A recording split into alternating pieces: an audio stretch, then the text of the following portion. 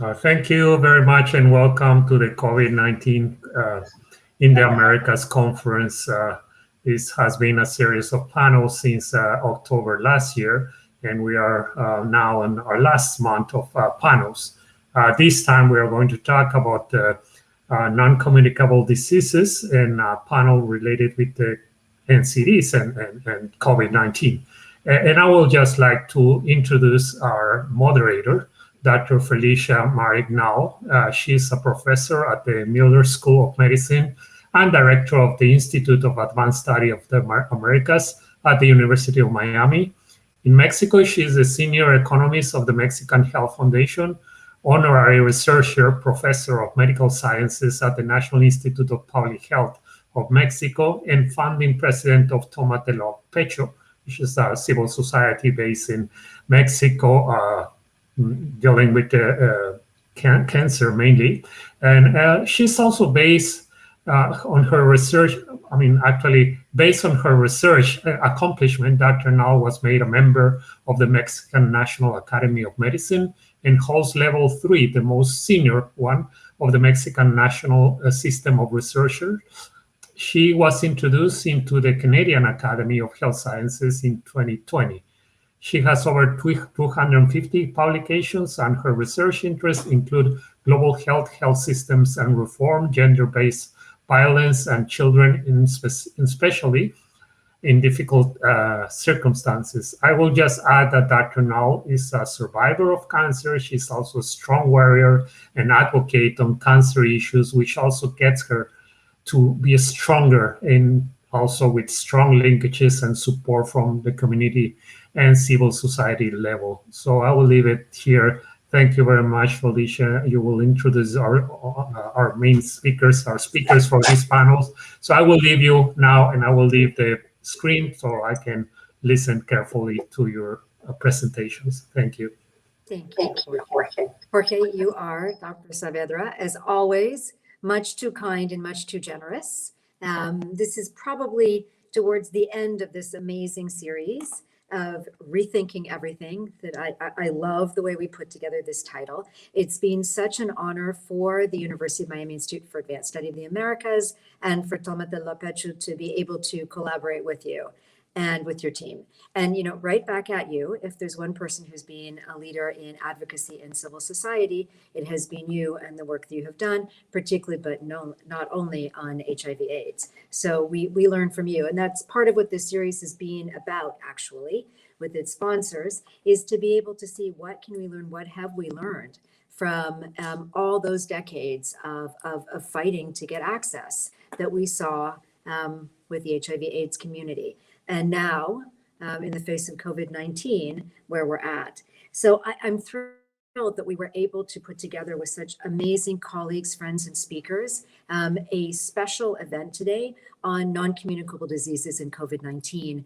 We see this as a tsunami that is coming to very sadly hit Latin America, the Caribbean, and I would say most of the low and middle income world, because they're fighting so hard against this pandemic of COVID-19 that we're not sure what is left over to be able to fight and continue to fight the battles that are non-communicable diseases, the associated risk factors, and all the other aspects and layers that we were struggling to strengthen our health systems to be able to do.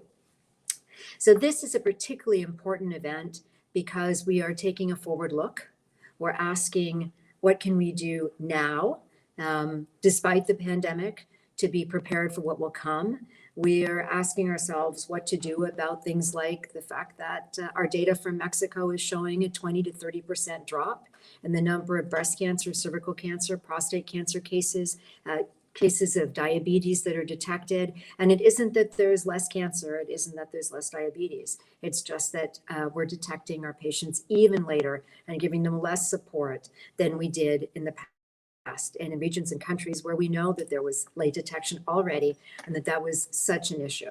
So I have, again, 3 of the world's academic and policy leaders, people who have spent their lives, decades, dedicating themselves to evidence for better decision-making, evidence for policy, and they're here to share with us today. Let me also thank the AIDS Healthcare Foundation and the International Association of Providers of AIDS Care, IAPAC, for all that they've done.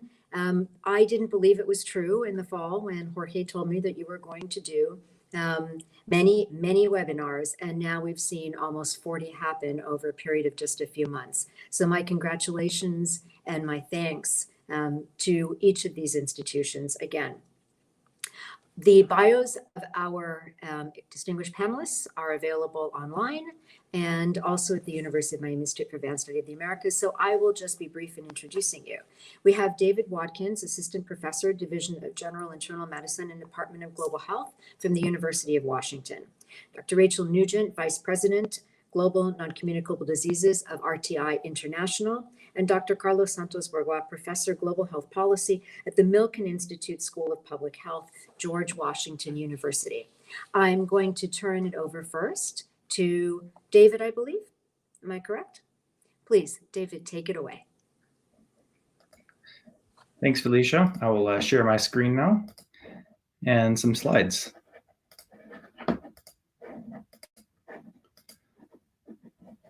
All righty.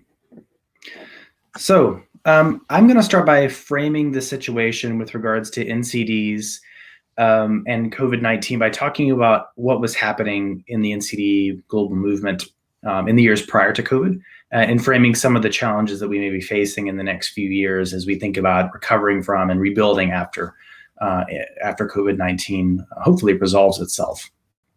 So some key things to remember. I know this is an audience that has a wide range of research, clinical, public health expertise. So just to reorient everyone, what we're talking about here is essentially that non-communicable diseases comprise the vast majority of the world's health loss, including, out of 56 million total deaths in the world in the year 2017, 41 million of those deaths were from NCDs.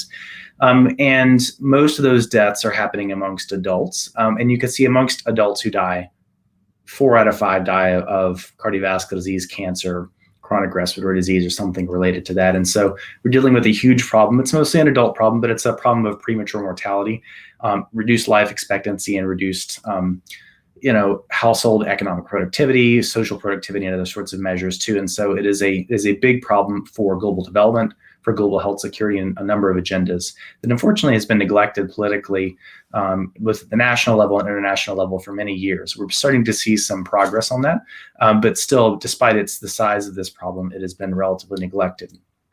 One concrete step forward, though, is an indicator, a target that was put into the Sustainable Development Goal 3 on non-communicable diseases, saying that by 2030, relative to 2015, we want to have countries reduce the probability of dying by 1/3 from NCDs. And this is basically between the ages of 30 and 69. So premature deaths from cardiovascular disease, cancer, and the like. And so we're then looking at a country level on country progress towards reducing age-specific mortality rates from NCDs.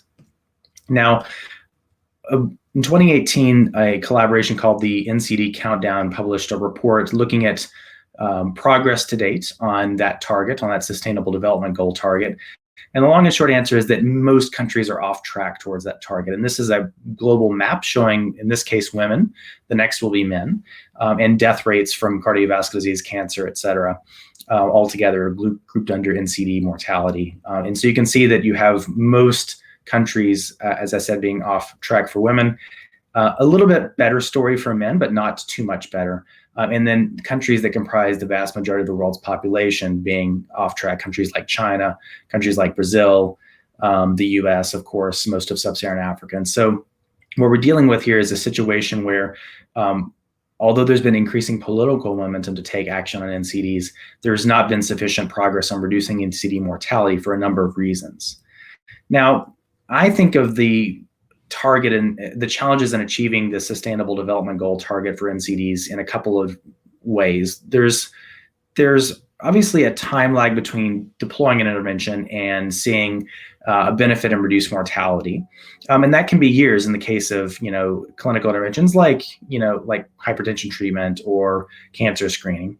And there's also a challenge in terms of how much do you focus on preventing NCDs versus treating people who have NCDs. There's ethical issues there about how much to prioritize these things. And then, of course, there's variations in how much value for money you can get out of different strategies.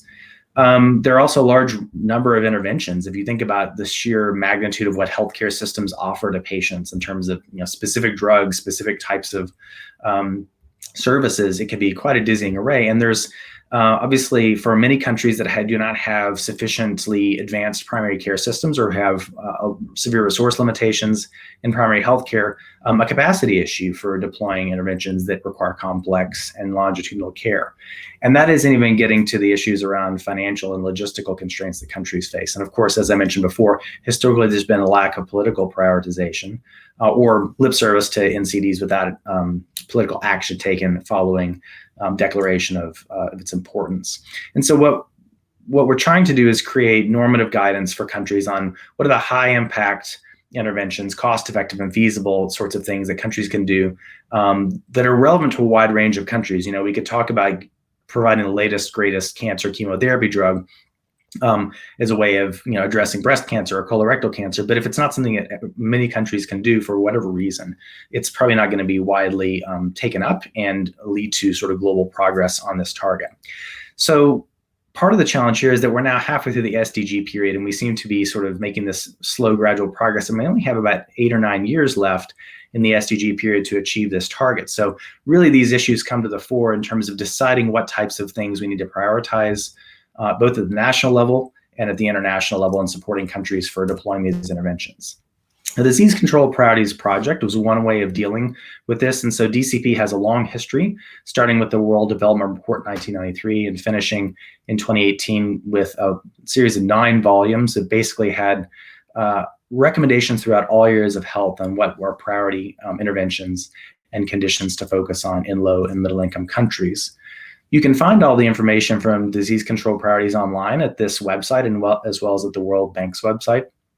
And importantly, there are 2 whole volumes on, more than 2 volumes, but at least 2 dedicated to NCDs. The 3rd volume is on cancer, and the 5th volume is on CVD. And relevant to this audience, there are Spanish translations of many of the chapters in DCP3 to make sure that there's access across a wide range of countries. Now, one of the key concepts in DCP is an essential package, and essential packages are basically lists of recommended health interventions that were organized around professional communities or health topics like cardiovascular disease or cancer. And those essential packages seek to identify everything that we think provides good value for money in health and is feasible to implement in low and middle income countries, and also addresses a significant disease burden. And these essential packages draw on a wide range of evidences, as mentioned here. So they're evidence-informed and peer-reviewed recommendations that are targeted towards countries with very limited resources.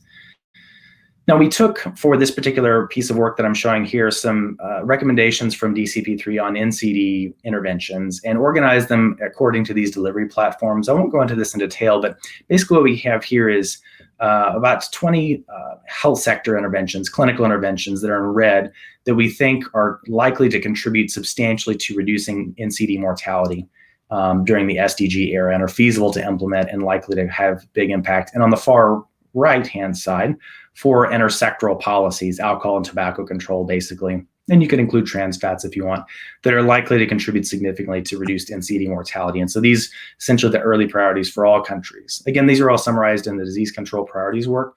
And we took these recommendations and did some additional analysis about how far could they contribute towards the SDG3 target on NCDs.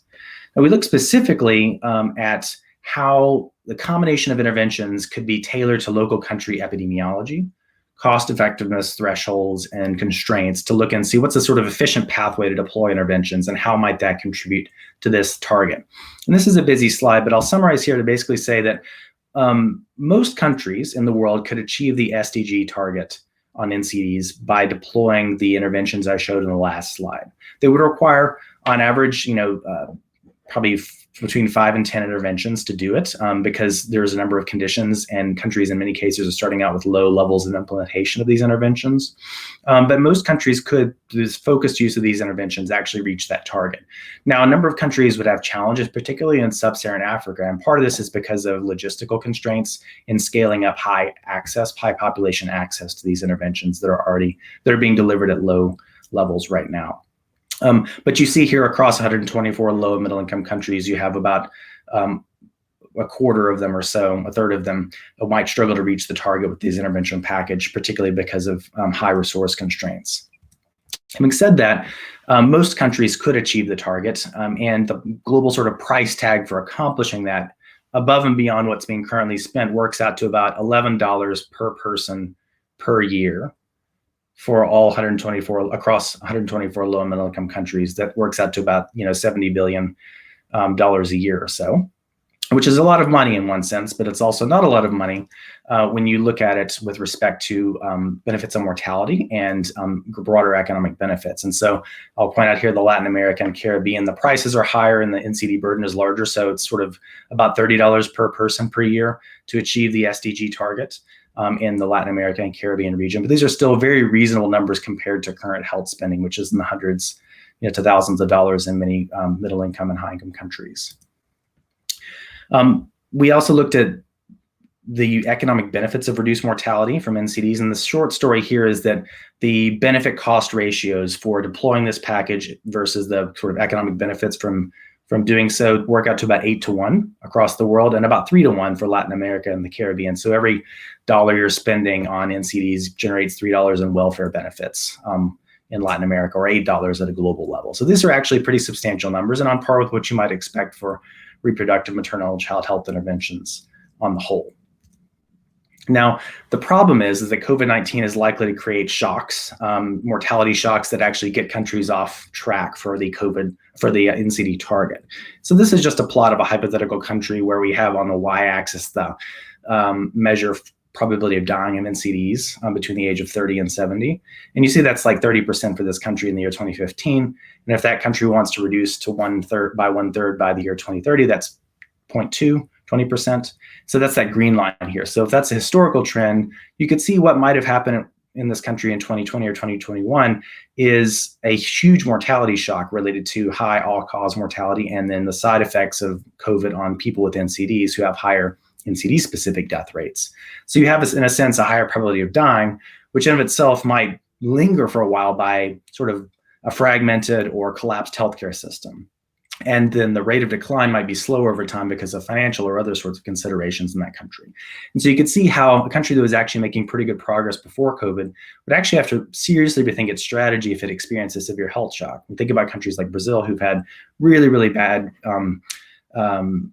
effects on the healthcare system, and what could a country do if it were in this sort of red scenario? How could it accelerate progress to get back on track? It would have a lot to do. And so this is what we're thinking about right now is how do we then retool health systems, rethink health systems to do better than we were doing, to do better for less money and fewer resources, and also to think about the transition towards the future, to think about essentially rebuilding health systems in a way that's actually better. And so I'll stop here and give Dr. Nugent a chance to pick up and talk more about COVID and NCDs. But I hope this at least gives you a sense of framing where we have been, where we think we should be going in terms of broadly at a global level prioritization of NCDs and interventions, and then what the challenges we might be facing are to getting on track to make progress on NCDs.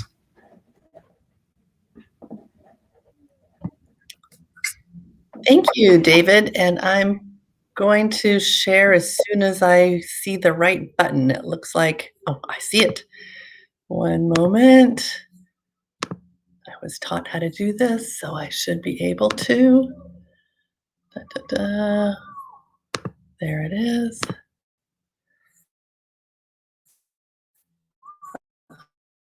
Here we go. All right, I'm gonna assume that everybody can see this. Wonderful to be here. Thank you, Felicia, Jorge, and all of the supporting people, Megan, Ariel behind it. NCDs, it has been my passion for decades. Felicia was definitely talking about me when she said we're a group that has been working on this for a long time. And I'm an economist, so typically I take an economic view of NCDs, and I do things like measuring the value of reducing the impact of NCDs, the impact on GDP, the impact on people's impoverishment, and so on. Here, I'm not going to get into details like that. We might talk about it in the discussion, but I am going to give you a sense of how COVID-19 has affected the NCD community and the kind of work we're doing. And with full disclosure, first an apology because I got help from the tech help desk yesterday. We all have to go to that all too often. And they helped me with my problem, but then when I woke up this morning, turned out I couldn't open PowerPoint. So I had to recreate some slides, and I didn't get around to doing it very perfectly, so forgive me for the unevenness of the slides. In fact, I misspelled IAPAC, and I'm sorry. You can see that here in the first slide. Apologies for that. But let me move on. COVID-19 has indeed changed what we do in the NCD world. And I'm going to talk a little bit first about why and give a few examples of it. And then I know we're going to be speaking about what should be done about that and how to make the world look different along the lines of what David was just speaking about. Non-communicable diseases and COVID-19. This is a map that we put together pretty early on, way last summer, where all we did was to take 7 of the major NCDs. And we know, what we're talking about, but we often use this term NCDs, and not everybody knows what's included there. So things like cardiovascular disease, diabetes, heart disease, I mentioned cardiovascular, cancer, chronic kidney disease, and so on. That's what we're talking about. And then the risk factors, the major risk factors are tobacco use, unhealthy diets, excess alcohol consumption, insufficient physical activity. So in our community, when we talk about NCDs or we talk about the risk factors, those are mainly the things that we're talking about, just to be very clear. So we took 7 of the top burden NCDs and the risk factor of tobacco, and we looked at the prevalence across countries, and we just said, what is the risk of COVID in those countries, COVID mortality specifically in those countries, based on those underlying NCDs and the risk factor of tobacco. We didn't weight them. We didn't do anything fancy. We just said, hey, let's take a look at where those NCDs and tobacco exist in countries, at what level, and how that might affect their risk for COVID-19. And this is what we got. This is the map that you see. And we haven't done the obvious step, which is now, many months later, to look and see how countries have done, because obviously how they've reacted to and responded to COVID-19 has had a huge impact on mortality from COVID-19, as well as the what we call the excess mortality from these NCDs that seems to be associated with not getting appropriate or timely care for those NCDs, which is something we'll talk about a little later. But I just wanted to sort of show you this. You can see, of course, the region of the Americas, and I'm sure we are all aware of how COVID-19 has hit the Americas.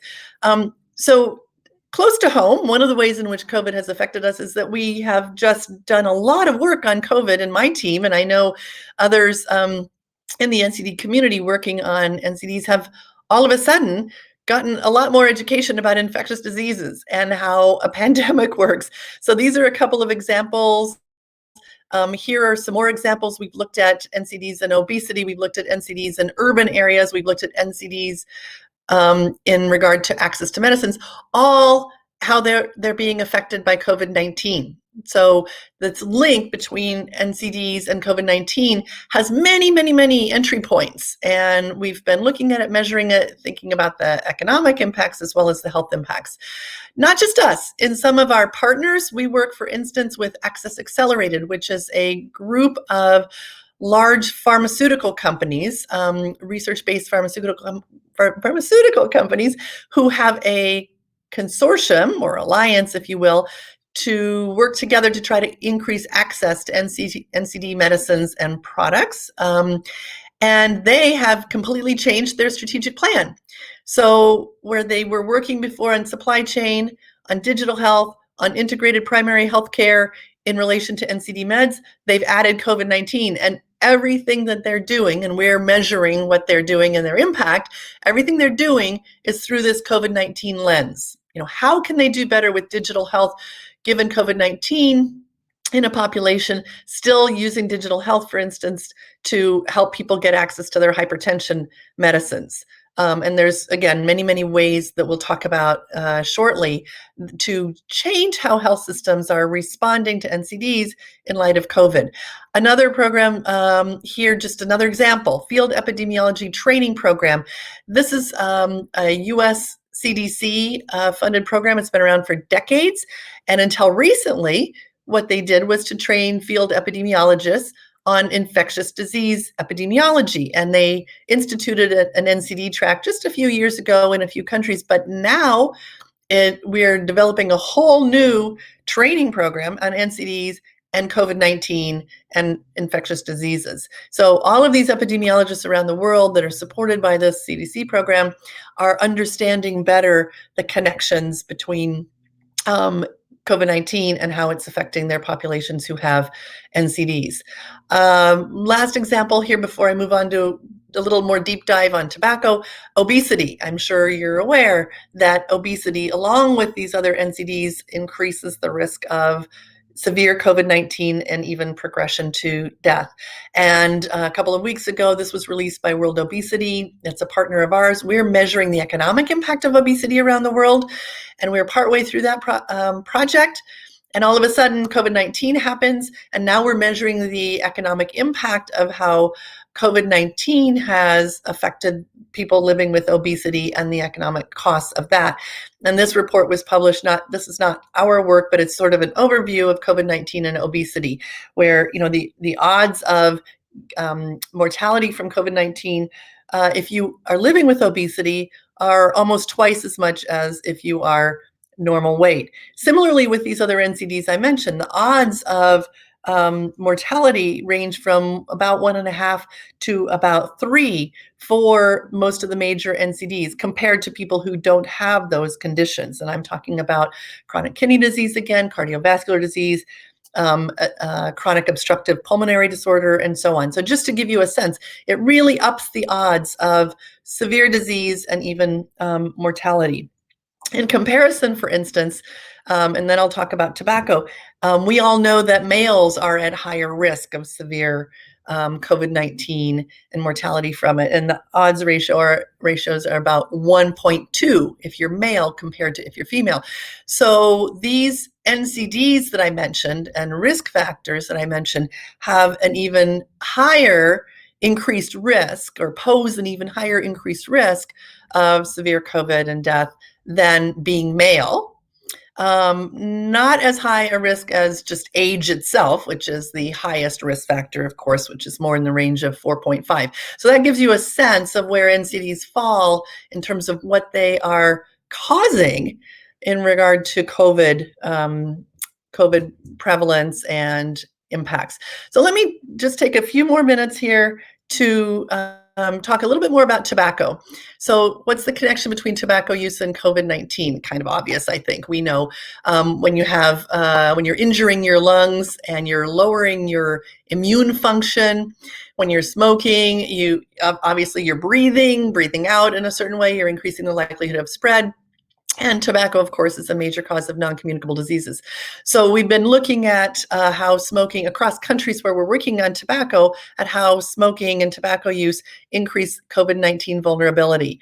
From Clark et al., we got results about specifically how much risk goes up. And this is a little bit complicated. I'm not going to dwell on it, but the graph on the right-hand side, the gray part shows if people have no underlying conditions, what is the increased risk from COVID-19 across ages and sex. The gold part, if you have one condition from among those on the left, all those NCDs, or HIV and AIDS or TB, and higher risk if you have more than one condition, males and females. So you can see what I've been talking about here in terms of the increased risk, not only from NCDs, but also from those major infectious diseases. So we took those results and we said, we're working in Laos, for instance. We see the prevalence of cardiovascular disease, chronic respiratory disease, diabetes, cancers, TB, neurological disorders here on the graph. You can see those light green bars show the prevalence in Laos of those conditions, and the dark green at the bottom of several of those bars shows the tobacco attributable prevalence of those conditions. So tobacco is responsible for a good chunk of cardiovascular disease, COPD, and diabetes, and a little bit of cancer there. And what we did was to model if Laotians reduce their smoking substantially, what then would be the impact of COVID-19 on Laos compared to what it is now? And the result here shows roughly 148,000 people would be at a significantly lower risk just from taking out that tobacco additional risk due to the relationship with COVID. We're doing tobacco work in a lot of countries, and this is very busy, and I want to sort of wrap up here shortly, but I just wanted to show you in many countries, and here's a whole list of countries in the region of the Americas. We've got Costa Rica here, Suriname here, and we have worked in Peru, Colombia, a number of other countries in the region. And if you go from the left, where it shows the number of individuals in those countries with at least one underlying health condition that puts them at higher risk from the effects of contracting COVID. There's those numbers. Not very pretty, I know, but I didn't have time to format. And then on the far right, just taking away tobacco, if those who use tobacco, and you can see those numbers here in the third column, that's the percentage of people with an underlying health condition that use tobacco. On the far right, had they not been using tobacco, all of those people would be at much lower risk of the severe outcomes from COVID. So that is a pretty big impact, and that's what we're measuring in countries. So I hope I've convinced you that COVID has changed the NCD world, and this is just a little smattering of examples. But my question for us as we move into discussion after Carlos speaks is, how much have NCDs changed the COVID world? And by that, in a way, I mean the world of infectious diseases that many of you live in and are working on and changing. I hope that we have found some ways to work together for the betterment of the people that all of us are focused on, because I think that's really what we need going forward. So I'm going to stop with that. I can talk a little bit about financing later on if people want to, in terms of the dollars going into NCDs and how that's been impacted. But I'm going to stop sharing in the interest of time and see, oops, if I can. Have I done that well? All right, my screen is off. Okay. Over then to Carlos. Carlos, I think you're on mute. Okay, and thank you very much to Jorge and Felicia for the invitation. I am really honored to be here, and I am going to take the challenge of the title of the conference, Rethinking Everything. So I will do my best on this. And what I want to do is to frame the conversation on the public health systems crisis and the crisis of performance of the public health system, and a call for the future. Some basic elements. They're up there. You have the numbers. Really, whoever might think this is not war, it is war. It's really it's killing a lot of people. I realized an early warning, building on my experience and our experience in influenza H1N1 in Mexico, where we saw lots of people dying who were obese. So we wrote with Bill Dietz an editorial calling the attention, hey, watch out. Obesity is going to be a major factor, and in fact it has been, as Rachel just showed. There is also a growing consensus of common conditions, common risks. And there is something that is bringing all these epidemics together, and there is a growing evidence of hospital disruption from NCD's care. We are not being able to take care of patients. And at the same time, severe COVID patients are becoming subchronic. And there is a demand for care continuity, and we don't know how long, but this is happening. So people are talking now about the twin epidemics. This idea of twin epidemics is the consilience of similarities. It's amazing, even from the biological perspective. SARS-CoV-2 has the same receptor in the cells and as angiotensin. And these two are important for bronchial problems, for hypertension, and even for receptors from environmental chemicals who happen to be a major contributor to Ncds and greatly ignored. But they are also affected, are immunomodulators, so the immune response is affected by that. The same groups at risk, the same socially stratified situation, and possibly the same situation with this subchronic consideration. But what else? The same need for a response. For example, intersectoral response. Both of them need intersectoral response, and in the experience of Mexico with H1N1, we built the H1N1 response on the platform that we had with the intersectoral response for NCDs. There's a strong demand for stewardship from the health authority. There has to be a health authority working, and for both situations. And there is an issue of trust and information that has to be shared with all people. So I joined Rachel on this idea. There is a challenge to the dichotomy of communicable and non-communicable diseases. And here we are having both of them together. And that is the beauty of rethinking everything now. We have to rethink on this. You have these twin NCDs COVID that demand strong implementation of public health functions. Clearly demonstrated these twins, the critical condition of the public health services within the health system at every country at the beginning of the epidemic, and it was bad before we started, and just to try to explain myself in a very simplistic manner, if you see the health system with the public health services and the care services working, all of them interrelated with the social determinants of health and the healthy policies developed by other institutions. In public health, you do have several functions. The function of protection, the function of surveillance, the health promotion, community prevention, and even research for implementation, that they complement the healthcare functions on clinical prevention, medical treatment, rehabilitation, and palliative care.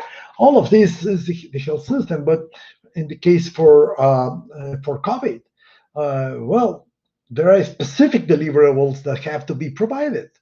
Okay, and for protection, you need to have approvals of tests, approvals of medicines, approvals of disinfectants, approvals of vaccines, guides and certifications of the health conditions at workplaces, restaurants, etc.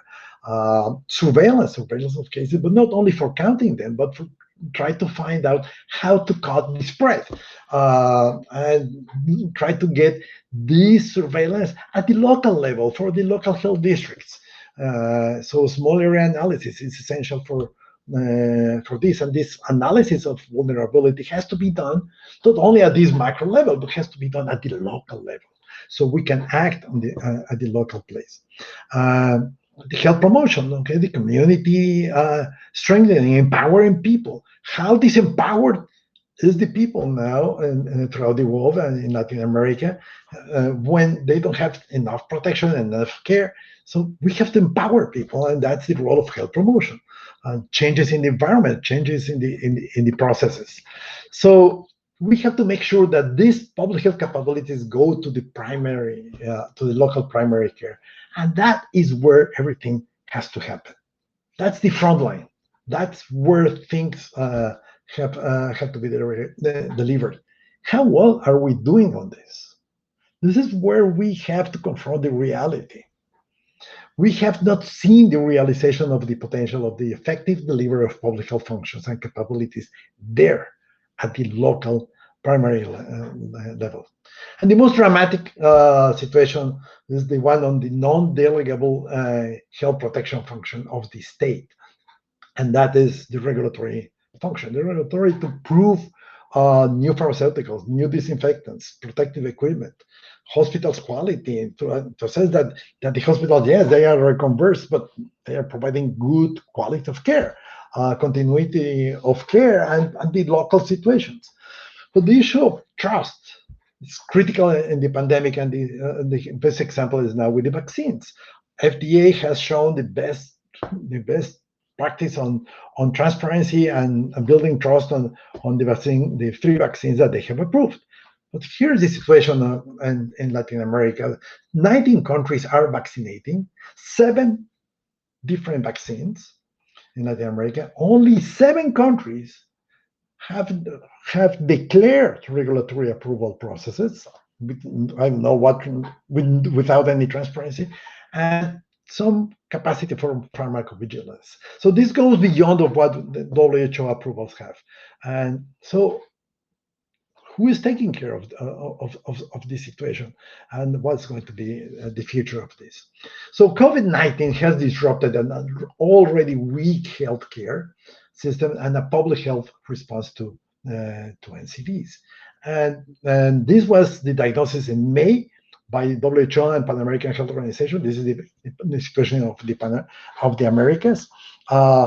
Staff reassigned who were working on NCDs, reassigned to COVID, and all services for COVID were disrupted. That was May. What is the situation now? I don't have the data, but think about this statistic of the so-called excess mortality. This includes the otherwise avoidable mortality from NCDs. Well, we have only crude estimates on 9 countries in the region, and the excess mortality is around 15 to 40%, but it can go eventually in some periods up to above 100%. So this is the overall impact. This is the real impact of the pandemic in the region. That's the total excess. So I think this is time to enhance the complete health system with the effective realization of the potential of public health capabilities, and as I say, all hands on deck for a frontal attack to the pandemic. And with this, I go back. Thank you. Thank you so much to all 3 of our very esteemed panelists. And what we've got is an incredible view and opportunity to discuss exactly what this symposium is all about, rethinking everything. And in that spirit, one of the questions that I wanted to ask us to think about is, how can we harness the disequilibrium and the chaos that has been created by COVID-19 to reach a better equilibrium in the future? And David, you had that, on your last slide, the potential to get somewhere else. It's a painful road, but economists think a lot about being stuck in a bad equilibrium and how to get out of it. I don't think we ever would have suggested COVID-19 as the kind of chemotherapy to get us to a new equilibrium, but we got it. And so the question is how to harness that. And I'd like us to think about that, and also, really think, what are the lessons that we learned from HIV/AIDS? No siloing, build platforms. What can we speak to on that? Open to discussion.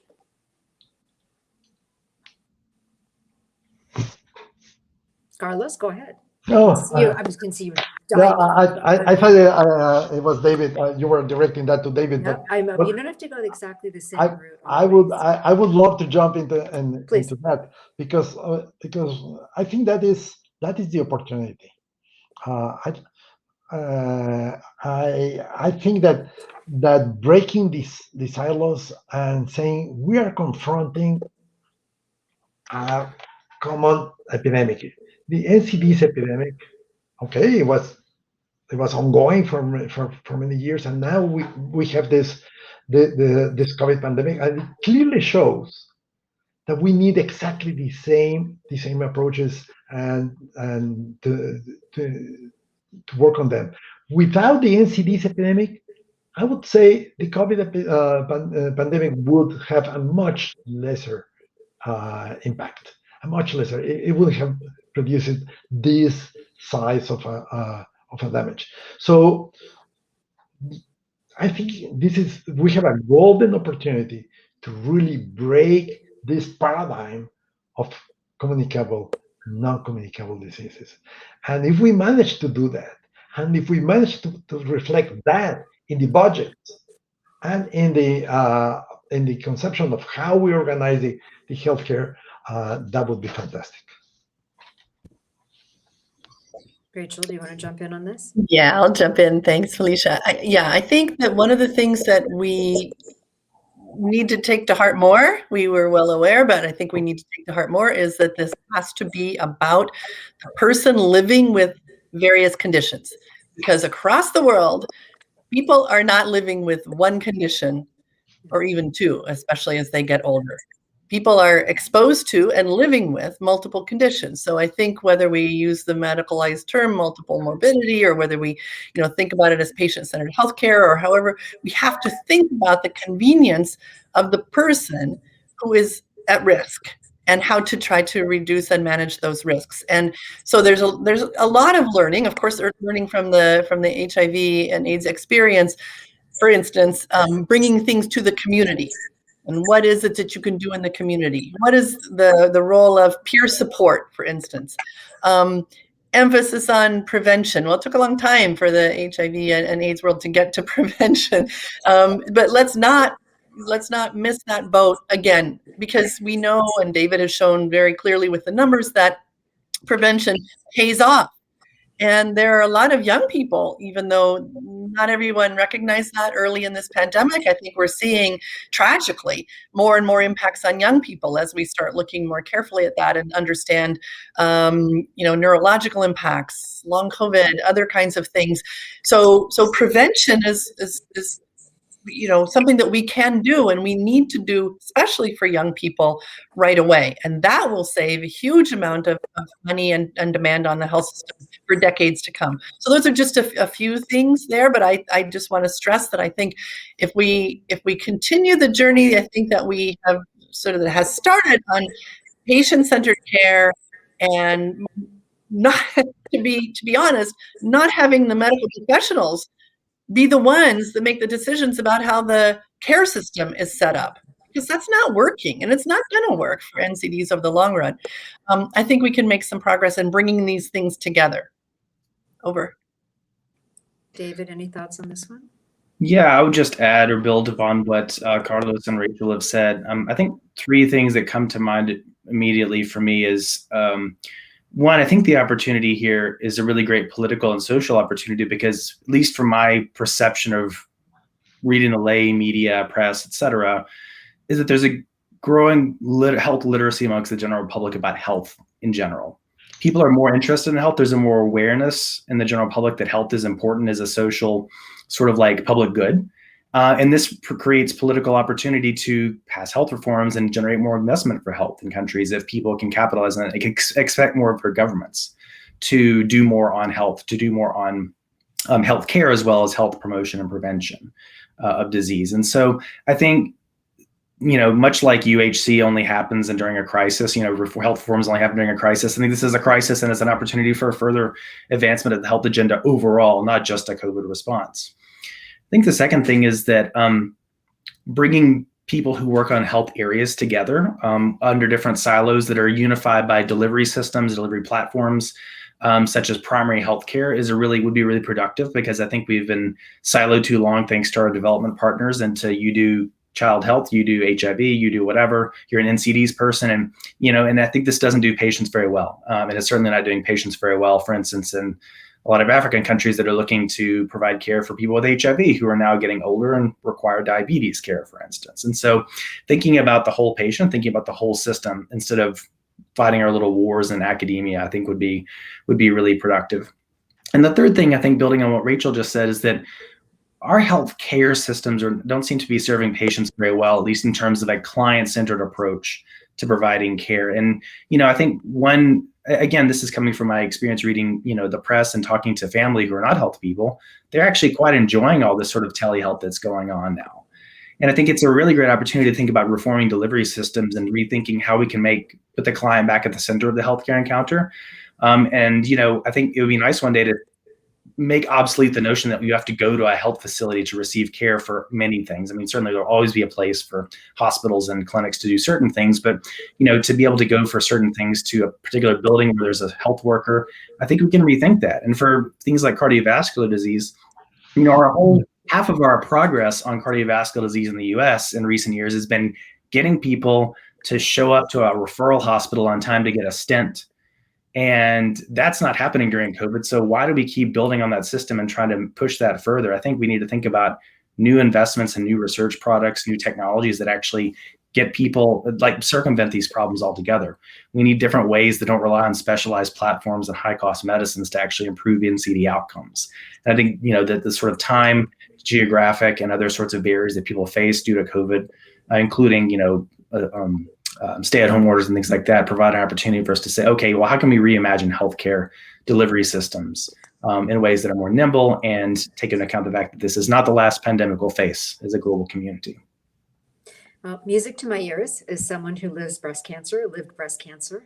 I mean, we tried through Toma de la Pecho to make things change for more than a decade, to convince the powers that be, the physicians in charge, mostly the oncologists, that a lot of chemotherapy could be done at the local clinic or at the home. And I think we are finally going to see that happen. And when we're thinking about, young mothers, these repeated visits when you have no place to leave your kids, we're talking about long-term chronic disease, it is a huge problem. So, we got to leapfrog. Now, we actually didn't have this in the discussion we had about the questions, but Rachel, you sort of led me into asking about a different, risk factor. We were going to speak a little bit about, what do we already know about obesity? What do we already know about tobacco? That if we had done in time, right? Like if we had figured out how to make pain medication available the way it should be, we wouldn't be in the situation we are right now with COVID. We're going to talk about that. I think we still should. But I also want us to talk a little bit about mental health, because, Rachel, I think you were highlighting that when you were speaking about what is happening now. We are likely to see, particularly among youth, a major increased burden of mental health related issues after this pandemic. And that in and of itself is an NCD. But we also know that it's a risk factor for other NCDs. So what should we be doing about that? And what did we learn that we should have applied along our risk factors? And then after that, we have a couple of audience questions already.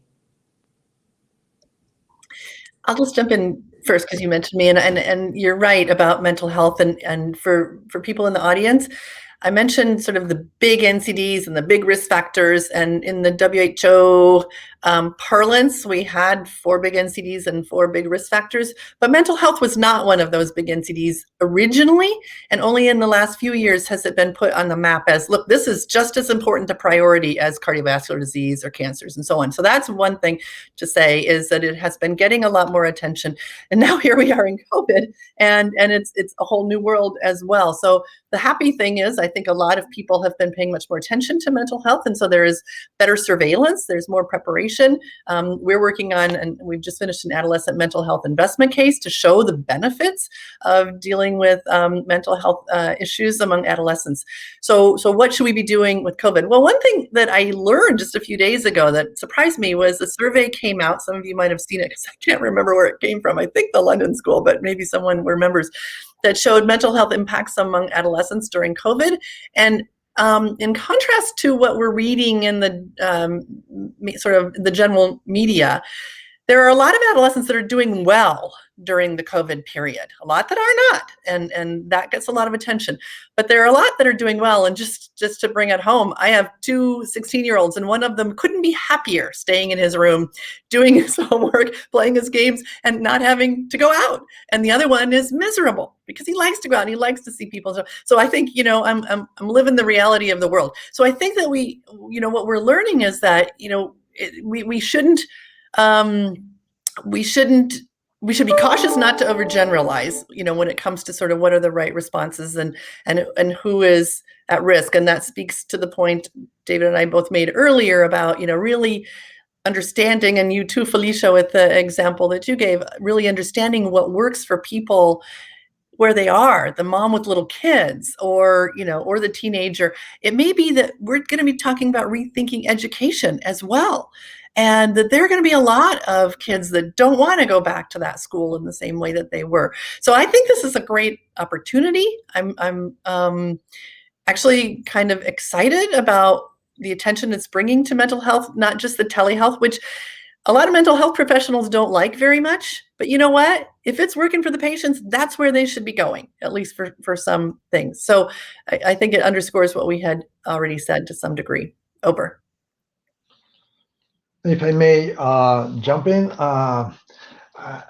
it's interesting. Mental health was in the economic investment case presented to the at the high-level meeting of 2011.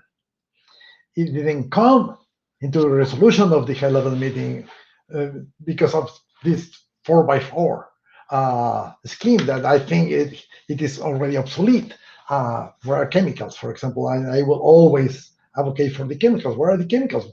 Major producers of cancer and whoever. But anyhow, mental health was there from the very beginning. And the department that we established at the Pan American Health Organization was named Non-communicable Diseases and Mental Health, NMH. So why? Because of the intimate interaction between NCDs and mental conditions, either as a consequence or as a cause.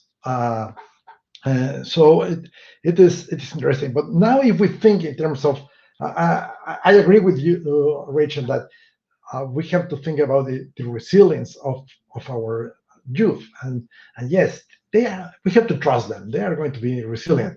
But we know from war experiences that resilience of youth changes depending on the age at which you were affected. If you were younger and felt disempowered, it's much worse than if you are older and you feel that you have the power to confront this.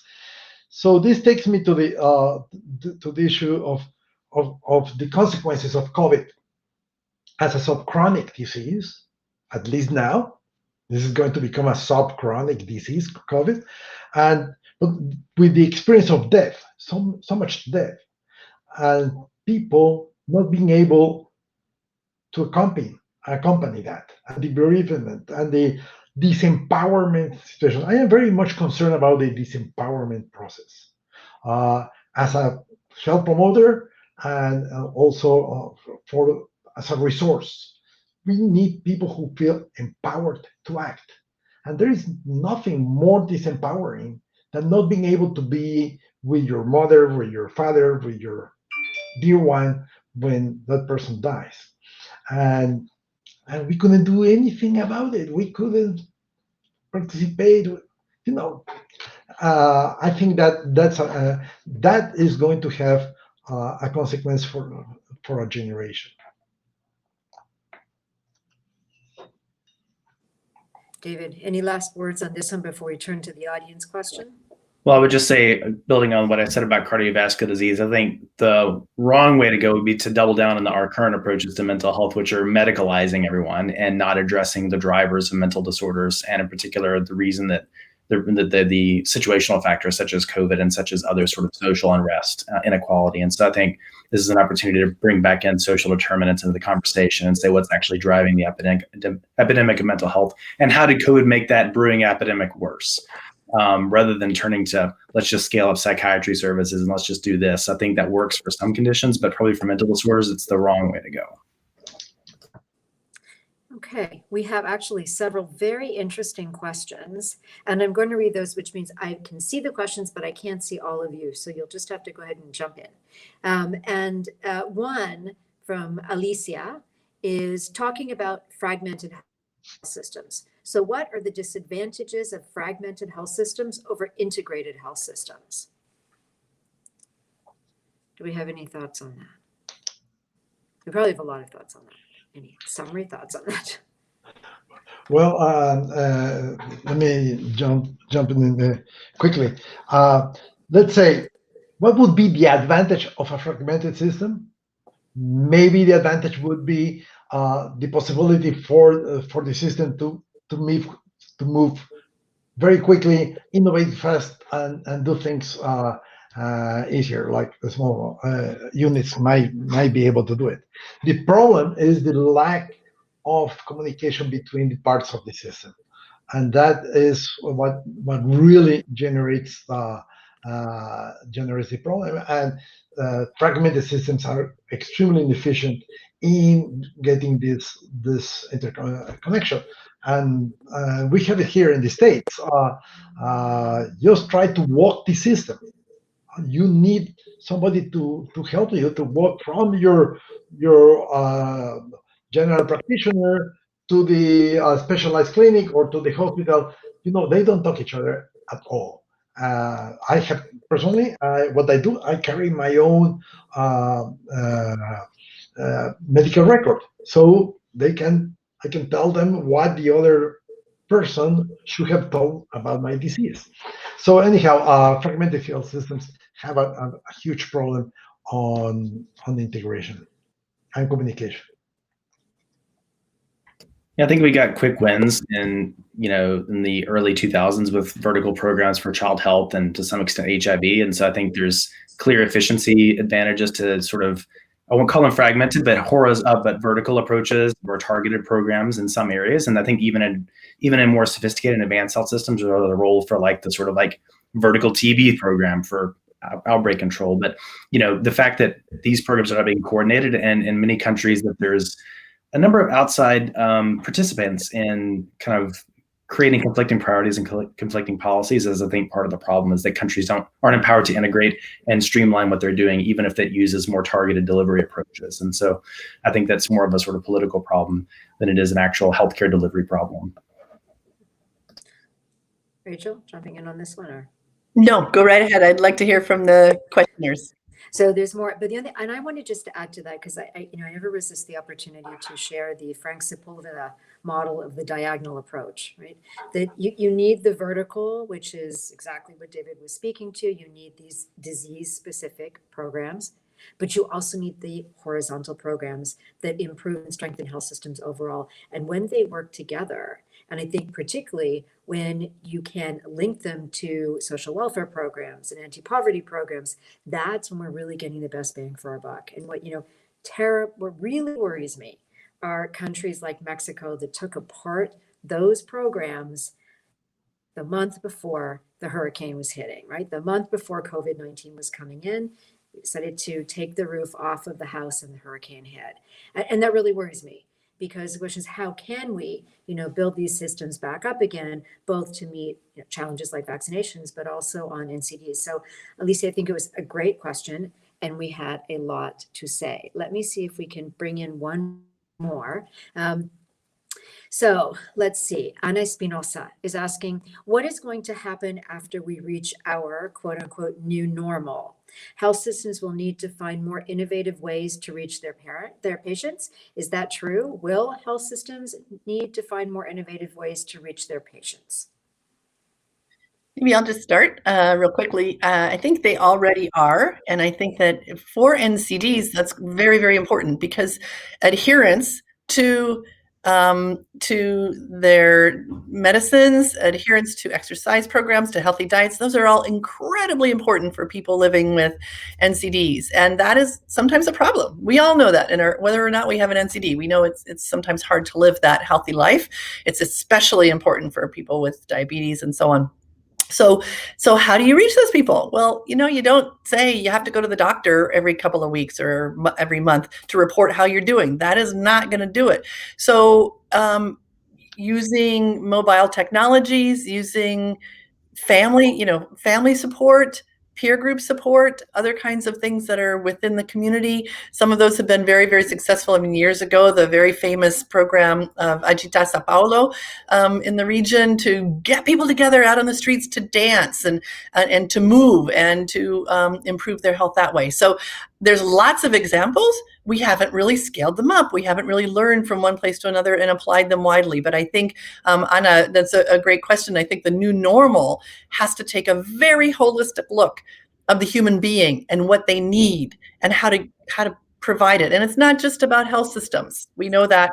And what I'd love to see, not just for the healthcare system to be sort of better connected, less siloed, less fragmented, but other sectors as well to be joining together to figure out how to come to people and help them improve their own health. Over. Thanks, Rachel. Now, we are just a few minutes over, and we started like right on time.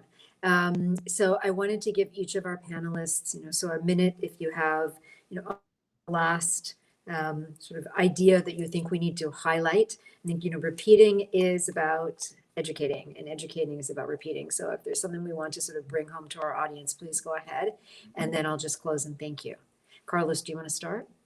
Yes, I want to start with the last question that was done. I want to contribute to the answer, and it will help me to wrap up. What I want to see in the new normal, I want to see, yes, the post-COVID clinics are showing us the path forward, how people need to be supported in this sort of chronic disease pattern, and this social networking that has to be built to support them is important. But what I want to see in the new normal is really a shift in investment, or an expansion, not a shift, an expansion and investment on the public health capacities at all levels. I want to feel that we as citizens are well protected by well regulatory action at the national level and at my district level. I want to know that I have a good surveillance system of my diseases, of my risk factors, and of the follow-up of the impact of the interventions such as vaccine. I want to have a good core of professionals working on building the empowering of the society to confront the Ncds risk factors and the COVID and other infectious disease factors. So that is what I would like to see, and hopefully not a really very different new normal. David, over to you. Yeah, I think that the thing that I think about most is that a pandemic is essentially a collective trauma. And one of the ways to sort of cope with trauma and trauma disorders is to work on things like group therapy. And so one thing I would imagine or hope for in this part of the new normal is a greater degree of solidarity at all levels. I'm talking both at the community level, at the national level with different groups that have historically been at odds with each other, and at the international level with greater cooperation.